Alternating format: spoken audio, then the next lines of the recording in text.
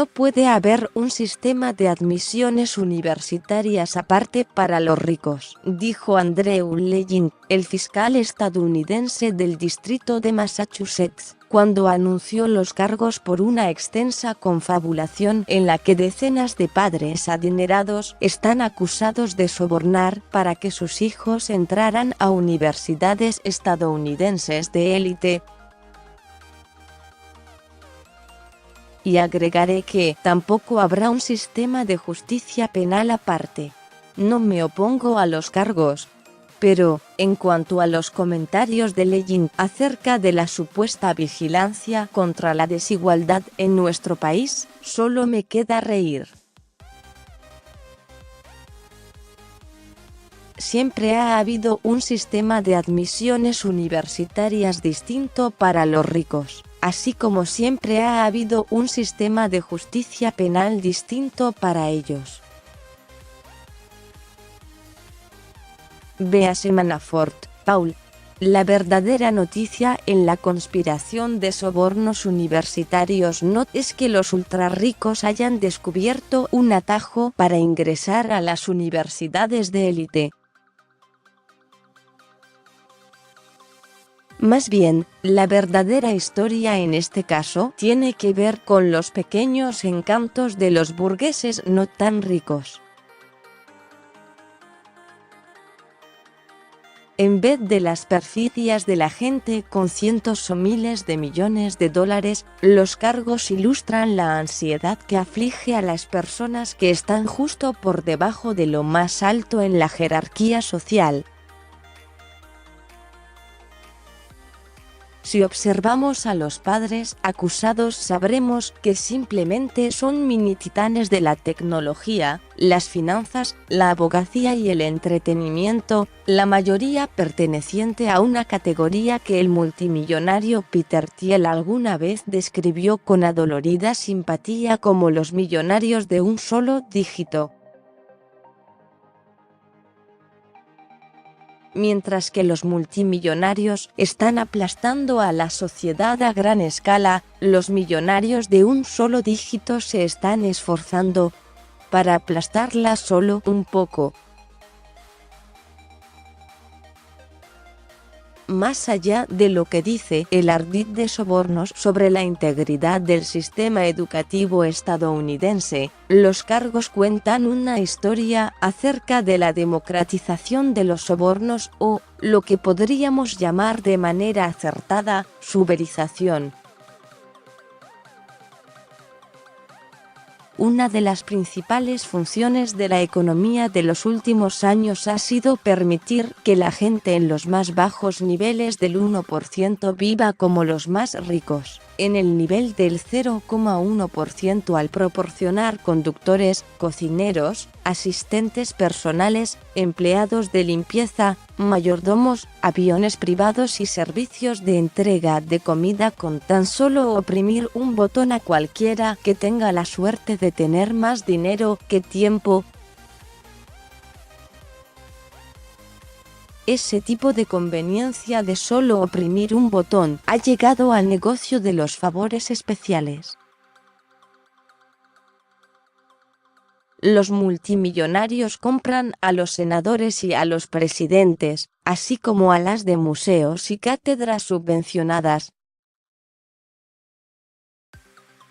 Los millonarios de un solo dígito, que buscan imitar a sus colegas más adinerados, participan en formas de corrupción de menor escala, pero no menos corrosivas, quizá porque se han acostumbrado socialmente a superar todos los obstáculos a través de una aplicación. Debido a que cuando eres rico estás rodeado de un mar de personas que no lo son, todos los problemas comparten la misma solución. ¿A quién le hago una transferencia para que me solucione esto? Esta verdad se observa de manera vívida en la denuncia penal sobre los sobornos universitarios. En un fragmento, William Singer, el fundador de un negocio de preparación para la universidad que, según las autoridades, fue el creador de la confabulación, explica su plan a un posible cliente. Todos los años hay un grupo de familias, sobre todo donde estoy ahora, en el área de la bahía, Palo Alto, que quieren garantías, quieren que esto se haga. Después describe 3 maneras distintas de entrar a la universidad, mientras aprovecha las ganas de pertenencia de su presa. Explica que existe la puerta principal, para los que son tan bobos como para tratar de entrar sin ayuda. Después, está la muy conocida puerta trasera a la universidad, que es la corrupción con la que todos estamos familiarizados. Dar toneladas de dinero a una universidad con la esperanza de que el nombre de tu hijo destaque en la oficina de admisiones. A veces esto funciona. Hace 20 años, el magnate de los bienes raíces Charles Kushner dio $2,5 millones a Harvard. Unos meses después, su hijo Jared obtuvo un lugar en la generación de primer año. No obstante, Singer desestima la puerta trasera. Cuesta 10 veces más, tiene razón, y, puesto que funciona gracias a las conexiones y a cierto tipo de clase social, no hay garantías.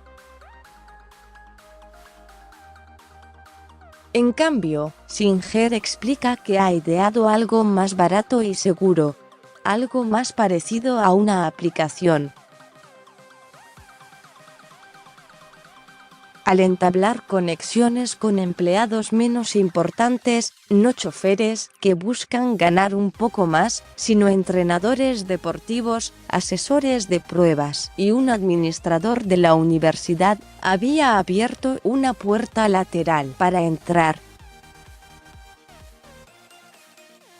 Mis familias quieren garantías, dice. Así que, si me dijeras, estas son nuestras calificaciones, estos son nuestros puntajes, esta es nuestra capacidad y queremos ir a tal escuela, y mencionas 1 o 2 escuelas, entonces yo iré con ellas y trataré de que me garanticen la entrada de tu hijo. ¿Hay mejor metáfora para la injusticia de la economía moderna que la puerta lateral de Singer? Una defensa popular de la desigualdad en aumento es que no daña a nadie. Claro, los ricos siguen volviéndose más ricos. Pero, si todos los demás también lo están haciendo, aunque sea de manera más lenta, ¿por qué debería importar a las masas si no es por envidia? La corrupción rutinaria y generalizada es la razón por la que debería importarnos. Como lo dijo Bob Dylan, el dinero no habla, insulta. El exceso de riqueza no solo te permite comprar cosas lujosas. También puedes adquirir poder e influencia, clase y permanencia. Te ayuda a comprar la certidumbre corrupta de que todos los problemas de la vida quizá puedan ser evadidos a través de una puerta lateral especial, y lo hace a costa no solo de los pobres, sino de todos nosotros, y acaba incluso con la feble ilusión de la meritocracia, que de alguna manera aún seduce a la política estadounidense. Como Singer se lo explicaba a sus clientes, es el jonrón de los jonrones. *copyright C. 2019 New York Times News Service.